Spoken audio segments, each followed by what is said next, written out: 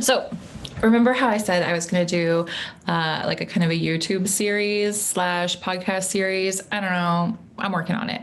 But today I was reminded of something that's really important to me. And so I want to talk about it.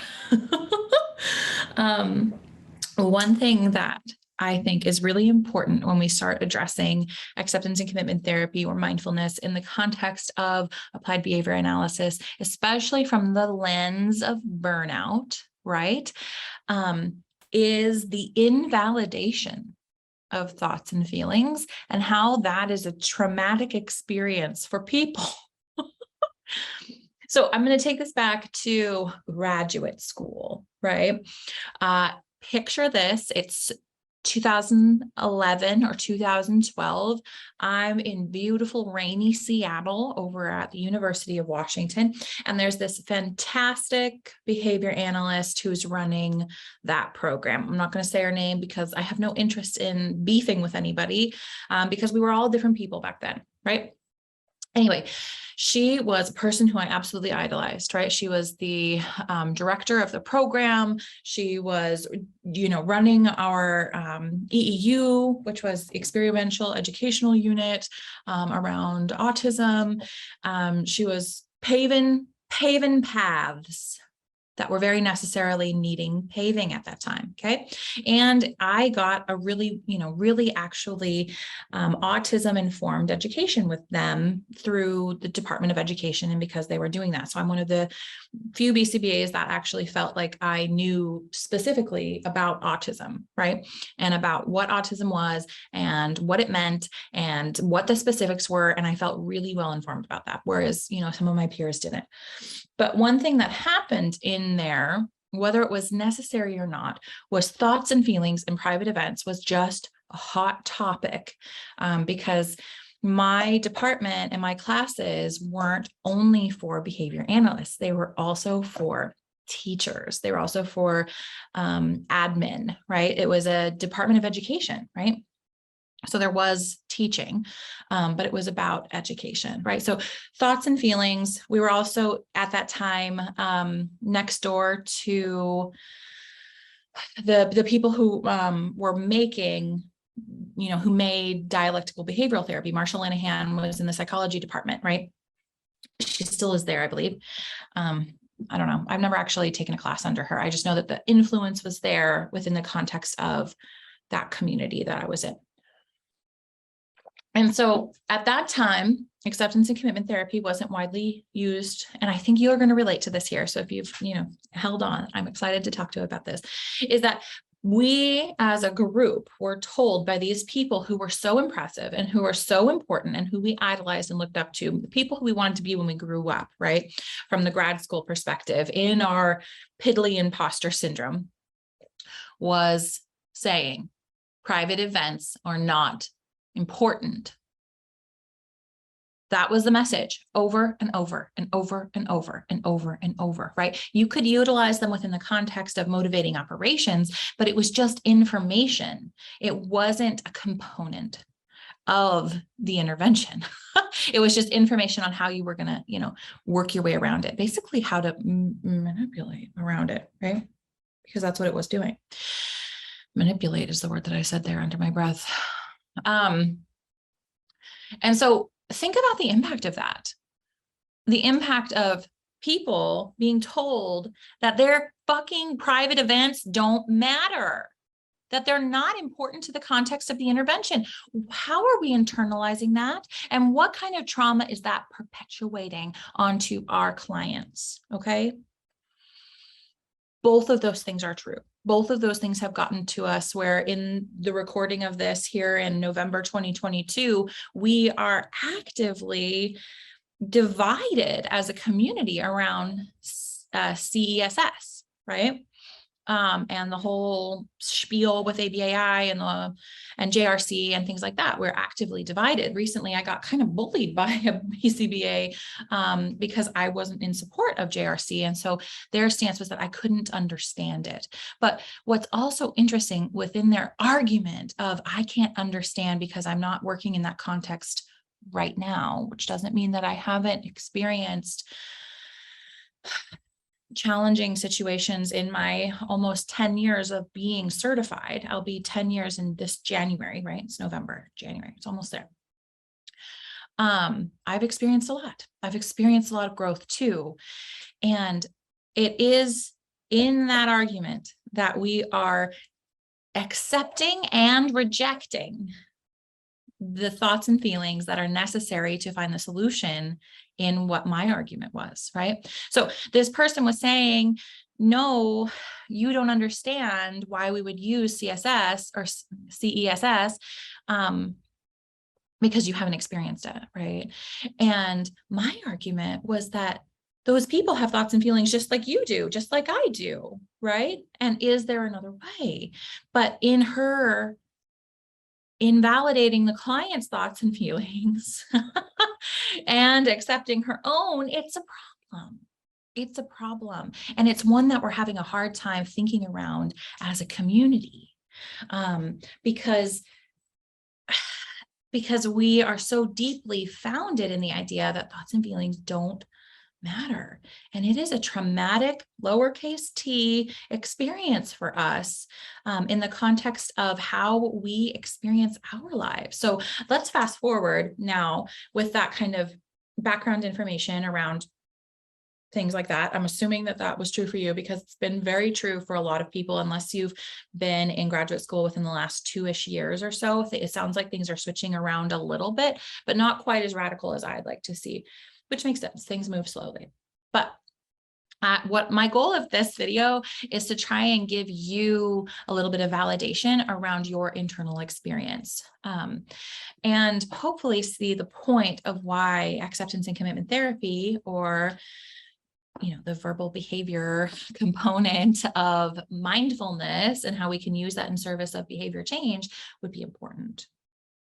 So now here today, we've got almost an epidemic of providers, not even just BCBAs, but healthcare providers not being able to continue doing work because they're so burnt out, right? Why does this happen? Why does it happen?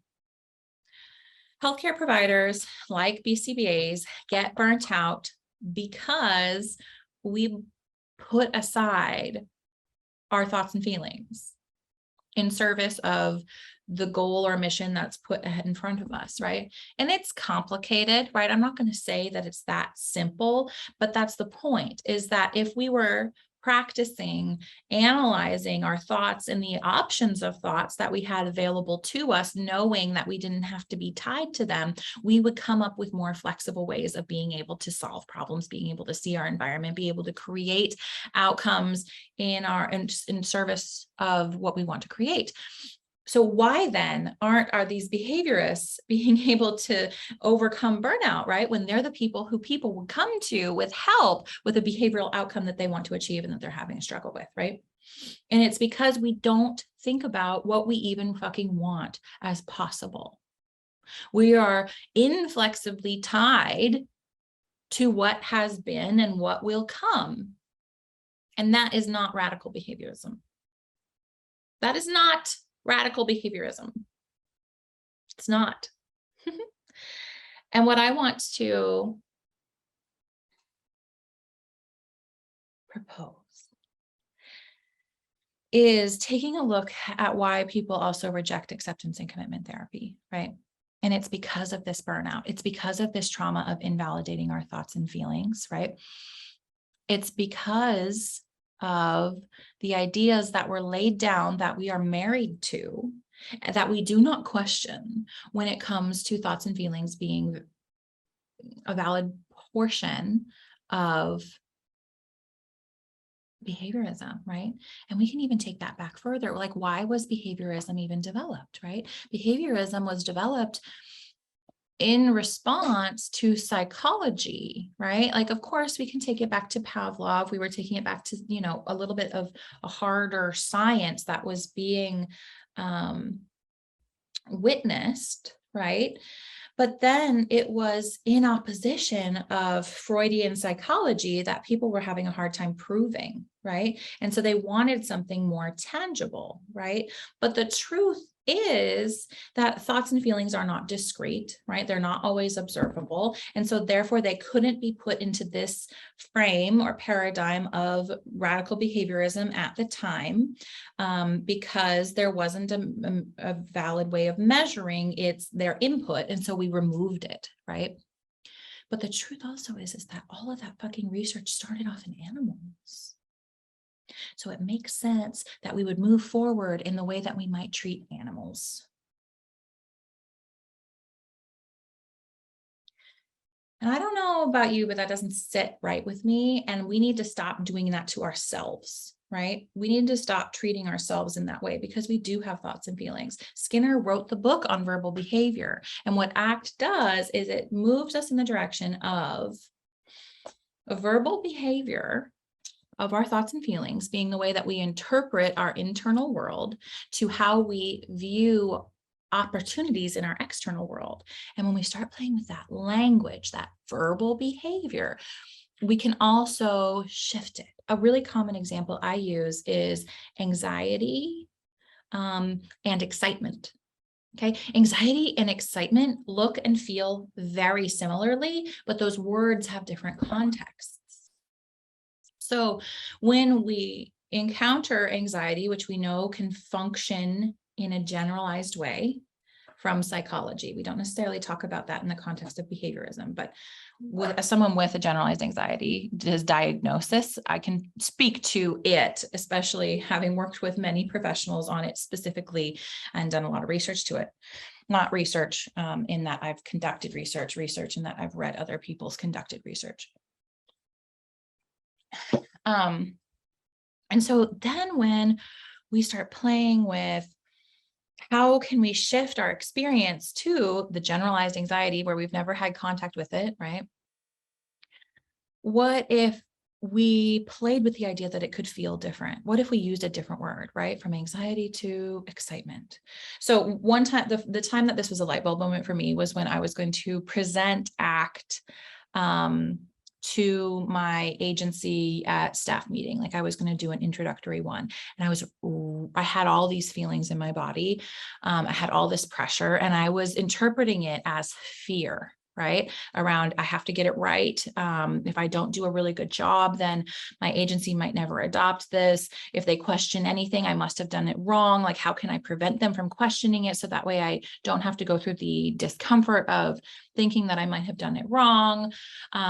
And when I stopped and noticed all of that, right, what's the backside? The backside is that this really means something to me. And this is a really cool opportunity to be able to create an impact on people. That's something that really matters to me. How can I create more opportunities to be able to do that in my life? I'm actually not anxious. I'm fucking excited to being able to share this with these people. What if I embodied excitement in this moment instead of anxiety? Would I interpret that differently? Would I interact with this experience differently? Would I interact with the questions differently? And the answer was, of course. But I had to notice that I was going at it from the perspective of anxious and being able to notice that there's other words available that have different connotations or contexts for me to be able to play with the idea of applying those words to the connotations that I was experiencing, and therefore shifting the way that I interacted with that environment, to shift the way that I felt about it, to shift what was available to me next. Right? It's actually very behavior analyst-y because it's taking a peek at the behavior of thinking in service of moving us towards more of where we want to go, and even being aware of what's important to us and where we want to go. And by removing that component from our behavior analysis, we are led to positions that we're being called out on as a community because it's not good. It's not what people want. And it's hard. It's really fucking hard because as behavior analysts, right, we're the ones who need the intervention to be able to see that we have the trauma and that we're accidentally, not intentionally, perpetuating that trauma onto our clients, onto our students, onto our staff. And that's why ABA isn't looking so good right now, right? That's why we're so divided. So I'm sorry that this happened to you. It happened to me, and that doesn't make it right. And that's not something that we should perpetuate. So what can we do, right? What can we do? We can inform ourselves on how to work with this very behavioral science founded from RFT, which is founded, within the context of radical behaviorism, which is all of it is very researched. It's got the data. We just have to get out of our own fucking way and go access it. I've had BCBAs take data that I've looked at, right, and given them research data, and then being able to find ways that it is not appropriate for them to apply. And they still do that. Why, right? Why do they do that? It's because when we take it back, they believe at the core of their behaviorism, they subscribe to this self-identity that thoughts and feelings are fucking valid. And that is causing the perpetuation of trauma onto other people and their invalid feelings. And if we get at the bottom of it, we've got some really angry and sad people perpetuating their traumas and limiting beliefs onto others. There was a moment in my career that is still very painful for me. And it was when I left a place that I really enjoyed working, and that I was in the context of people who I felt loved by, but I no longer was aligning with. And what I said to them was that I feel bad for you, that this is the way that you think, and that you can't see another way of thinking about it. And at the same time as that was incredibly hard to say, because I knew it was inflammatory. And I don't have the same relationship with those people that I would like to have. It was true. I feel bad that they don't have access to their thoughts and feelings, that they have invalidated them, and that their burnout and that their limiting beliefs around what's possible and what people are responsible for or not is creating something that I could no longer work in, even though I wanted to. But some amazing shit happened from that. That person went and got direct work with Marsha Linehan around DBT to be able to start learning about how to do that. And it was, I want to think that I played a role in that. But I'm going to say the same message to other BCBAs, even though it's inflammatory. I feel bad for you. If you're continuing to invalidate your thoughts and feelings, if you're completely rejecting something that is so clearly supported, I feel bad, because that is not scientific. And there's something within the context of you that is preventing you from being able to access that. So this is why I do the work that I do on my platform over at Mindfully Mallory on Instagram, here on YouTube as well, is to be able to disseminate, perpetuate acceptance and commitment therapy, because I think it is the balm that will heal and soothe and bring forward the ABA that we all want to do. I want to re-radicalize radical behaviorism, and it starts with the thoughts and feelings. It does. It truly does. If you want to, please go check on my playlists. The Hexaflex training is free. There's a few other trainings on there if you dig around. So please do that. If you identified with this, go ahead and hit thumbs up. Hit the subscribe button. Share this with people who you like, whether it's on Instagram or who you think would like this. Because I've got a lot of things to be able to support people, both free and paid opportunities, to be able to help move you in the direction of where you want to go and what you want to do. And it starts with you. It starts with you understanding your trauma around invalidating your thoughts and feelings and relearning to work with that from the behavioral perspective to being able to create the life that you want to live. Because when you are living in a life where things are possible and things are happy and you're able to move in the direction of that matters to you, because you're so clear about what fucking matters to you, instead of this muddy, murky, I should matter because my graduate professor told me that it was important, right? And we start learning to notice the way that we think and notice our relationship to our thoughts and feelings, and that there's more available to us. That's when we change. Also, we're modeling the ripple out effect, and we're interacting with other people in different ways rather than being in the same limiting beliefs as them, you know? It'll change,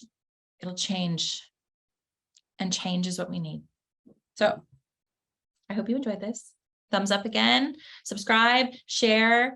Mindfully Mallory on Instagram, YouTube. Maybe I'll put this on a podcast at some point. Let me know if that's something that you want to do. Okay. All right. Chat with you soon. Bye.